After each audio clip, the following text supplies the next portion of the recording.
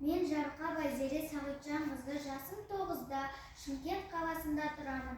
Қарсыбай Спатаев атындағы номері 7 IT мектеп-лицейінің 3-ші сынып оқушысымын.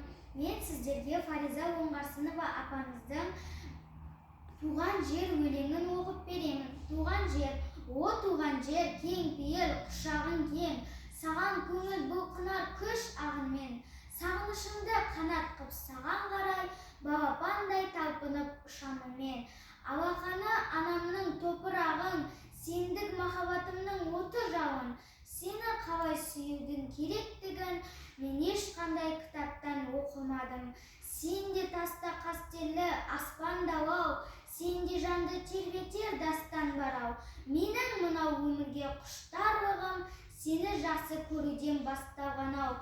Кешірмесең, жат қылықпен жаныңды жараласам, бар сырымды бүкпесіз саған ашам. Мен ел кезіп кетермін отансыздай, үмітімді ақтауға жарамасам.